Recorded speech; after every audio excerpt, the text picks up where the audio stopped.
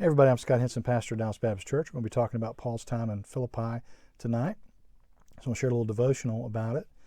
One of the things we find that Paul does while in Philippi is he has an encounter with a slave girl who is possessed by, quote, a spirit of divination. The slave girl and her future-telling spirit were used by the means of income for her master. Well, Paul goes and casts out that evil spirit, and he's jailed for it. And, we have a famous story of the Philippian jailer going on after that. But this points to one of the things that the ancient Near East, the ancient world knew very well, especially in the Christian context, is that the forces of evil, the light and dark, were very active in the world. They weren't just in the background. They were very active. You see, there's spiritual battle going on in our world today, but sadly our modern science is inspired by science and the burden of proof and evidence. We tend to ignore the spiritual forces at war around us. In fact, there's a line from a 1995 movie, The Usual Suspects, that goes, "The greatest trick the devil ever pulled was convincing the world he didn't exist." Not only does Satan exist, but the forces of evil are behind some of the issues in our world, such as political corruption, corporate greed, licentious morality, etc. I mean, the devil's everywhere. In his letter to the Ephesians, Paul points out that many of us are fooled by Satan in the ways of this world. Ephesians 2:1-3 writes, "As for you, you were dead in your transgressions and sin, in which you used to live when you followed the ways of the world and the ruler of the kingdom of the air." Well, that's the devil, right? The ruler of the kingdom of the air. And see, in the way the people of Paul's day, especially in the Jewish context, they viewed the world as that they're the good forces, that the humans on the earth, and then that the forces of good and God were in the dome above. But in the air between were the evil forces. That's where the devil ruled and reigned. Anyway, getting back to the passage, the spirit who is now at work in those who are disobedient. All of us lived among them at one time, gratifying the cravings of the flesh and following its desires and thoughts. Like the rest, we were by nature deserving of wrath. So we've been deceived. In other words, we've been brainwashed. The devil has duped us. Not only us individually, but he's behind the wicked world systems. We find in a letter to the church at Pergamum in Revelation that John the Revelator points out that Satan's throne is in Pergamum. Revelation 2:12-13. "To the angel of the church of Pergamum write, these are the words of him who has a sharp double-edged sword. I know where you live, where Satan has his throne. Yet you remain true to my name, did not renounce your faith in me, not even the days of Antipas, my faithful witness, who was put to death in your city, where Satan lives." So we find that Pergamum is where Satan's throne is, and it's where Satan lives. Now, what does that mean?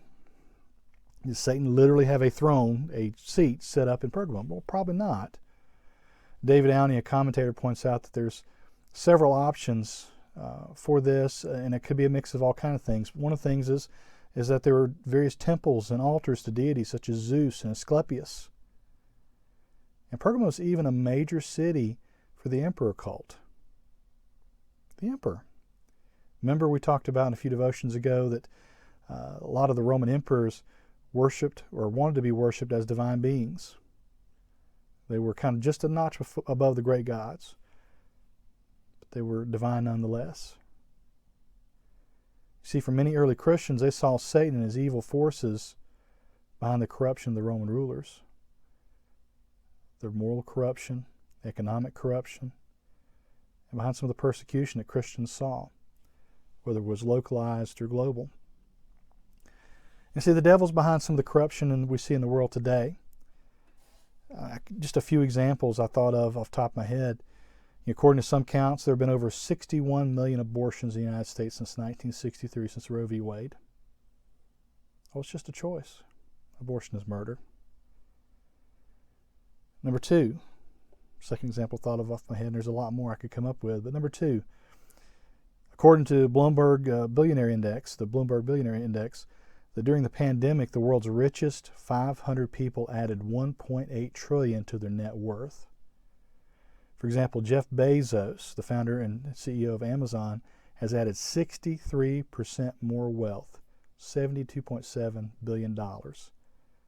This is all while many people were scrapping by and trying to make ends meet. And of course, politically. Just turn on the news and you see all the craziness in Washington. Republicans and Democrats are acting uncivil. See, the devil's alive and well in our world. We need to know the truth. The devil is trying to deceive us all. But the truth is, God is in control. God loves us. As Paul points out, we can't earn our salvation. Ephesians chapter 2 reminds us that, as we're saved by grace through faith, it's not of our works, lest any man should boast. See, the devil has us convinced, has us thinking that if we just do good, if we just do good, like a Hollywood version of going to heaven, if you're just good enough, you'll go to heaven. It doesn't work that way. We know the truth. It's through Jesus. The devil is alive and well in our world, working in the powers of our world, working in the media, working in politics, working in the economy. But God's also watching over it, waiting for the one day of judgment. May we be ready for that one day of judgment. Grace and peace.